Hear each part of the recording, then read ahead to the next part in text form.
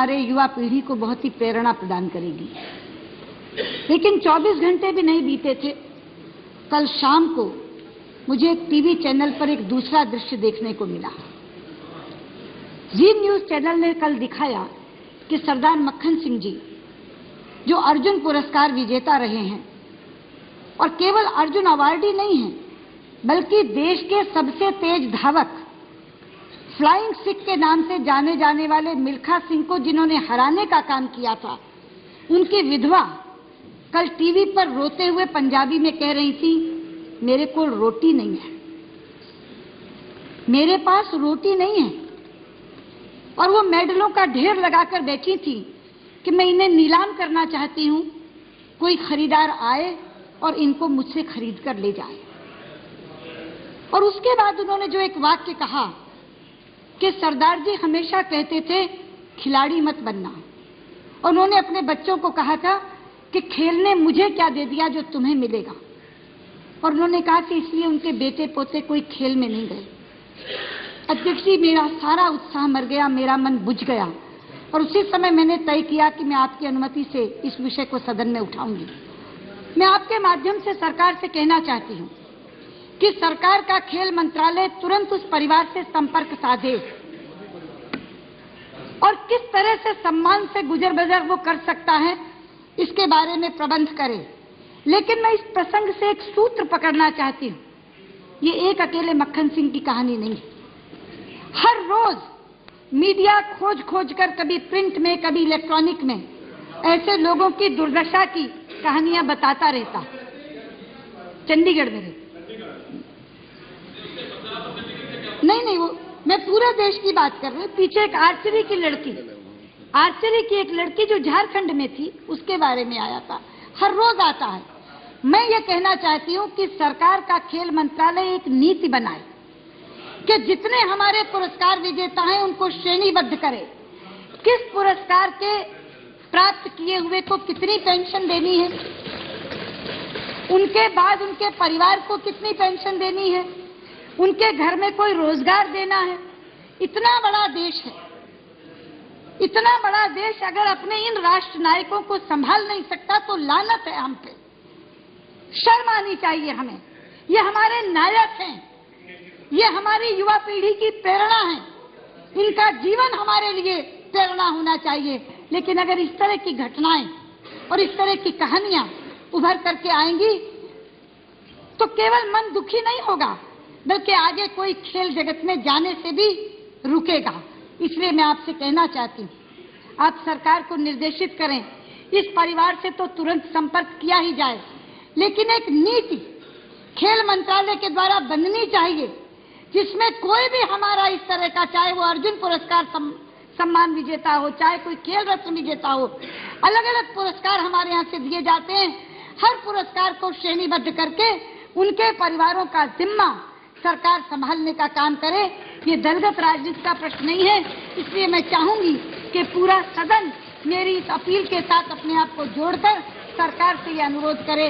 बहुत बहुत धन्यवाद। अध्यक्ष जी, I have asked the Honorable Leader of Opposition to speak. Please, Sushma ji. अध्यक्ष जी, 22 अप्रैल को बजट सत्र का ये दूसरा खंड आरंभ हुआ था। आज 30 अप्रैल है। लगातार सदन की कार्यवाही बाधित होती रही है। सत्ता पक्ष के लोग कहते हैं कि विपक्ष का रवैया गैर जिम्मेदाराना है। प्रधानमंत्री कहते हैं कि हमारे कारण वो विश्व में उपहास का पात्र बन रहे हैं। अखबार लिखते हैं कि 15वीं लोकसभा में संसद का कामकाज सबसे ज्यादा ठप रहा है। अध्यक्ष जी, मैं आपके माध्यम से देश को बताना चाहती हूं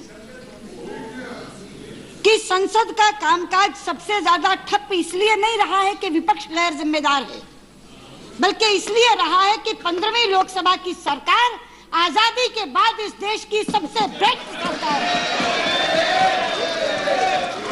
अध्यक्ष जी, आप साक्षी हैं, आप साक्षी हैं। हर सत्र से पहले पहले इस सरकार का एक नया घोटाला उजागर होता है और दूसरा घोटाला पहले का रिकॉर्ड तोड़ता है, तीसरा घोटाला दूसरे का रिकॉर्ड तोड़ता है। सीडब्ल्यूजी में 70,000 करोड़ का नुकसान हुआ। सीडब्ल्यूजी में 70,000 करोड़ का नुकसान हुआ, तो 2G में 1,76,000 करोड़ का घाटा और कोयला आवंटन में 1,86,000 करोड़ की लूट। और ये चाहते हैं कि हम इन विषयों को उठाए नहीं। अध्यक्ष जी, और केवल घोटाला नहीं करते अध्यक्ष जी, केवल घोटाला नहीं करते, उन घोटालों पर पर्दा डालने के लिए, उन घोटालों में लिप्त मंत्री और प्रधानमंत्री को बचाने के लिए तरह तरह की हरकतें करते हैं। अध्यक्ष जी, 2G पर पीएससी की रिपोर्ट को हुड़दंग करके इन्होंने वो रिपोर्ट रुकवाई। 2G पर गठित जेपीसी की रिपोर्ट इन्होंने तथ्यों के विपरीत तैयार करवाई और कोयला घोटाले की सीबीआई की जांच रिपोर्ट मंत्री ने कमरे में बुलाकर बदलवाई। और जब हम इन विषयों को उठाते हैं तो ये हमें गैर जिम्मेदार कह करके हमारा मुंह बंद करने की कोशिश करते हैं। अध्यक्ष जी, लोकतंत्र में सत्ता पक्ष और प्रतिपक्ष किस लिए होता है? लोकतंत्र में सत्ता पक्ष होता है राज करने के लिए और प्रतिपक्ष होता है उन पर निगरानी करने के लिए। हम यहाँ जनता के पहरेदार बनकर बैठे हैं, हम यहाँ जनता के हितों के प्रहरी बनकर बैठे हैं। मैं आपसे पूछना चाहती हूँ, क्या हम किसी व्यक्तिगत हित के लिए संसद बंद करवा रहे हैं? क्या हम अपना वेतन बढ़वाने के लिए संसद बंद करवा रहे हैं? क्या हम अपने रिश्तेदारों को कोटा परमिट दिलवाने के लिए संसद बंद करवा रहे हैं?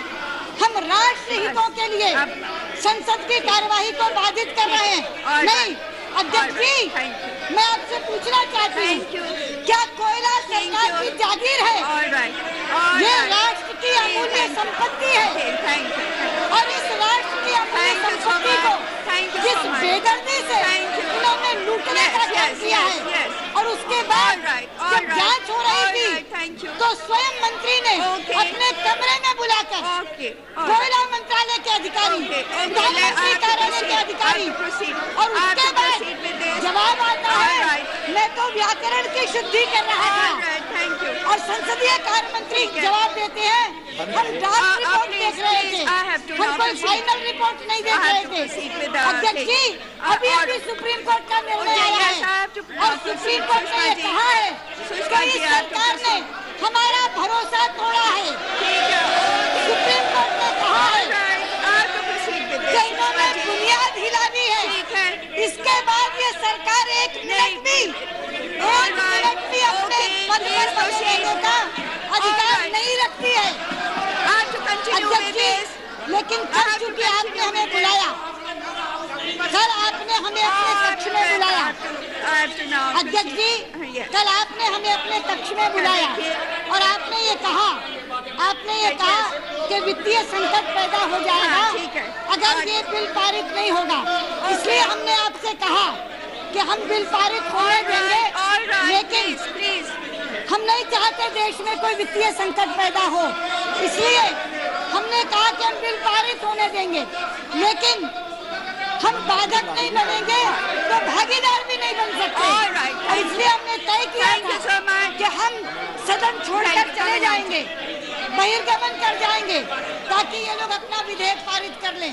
मैं आपसे विनती करती हूँ कि 4 चीजें हमने कही हैं, demand for grants railways, demand for grants general, appropriation bill और फाइनेंस बिल, ये 4 चीजों का वित्तीय कार्य निष्पादन कर ले। हम बाधक नहीं बनेंगे मगर हम भागीदार भी नहीं बनेंगे, ठीक है? इसलिए हम बहिर्गमन कर जाएंगे, लेकिन उन 4 के बाद कोई भी कार्य इसमें होना नहीं चाहिए।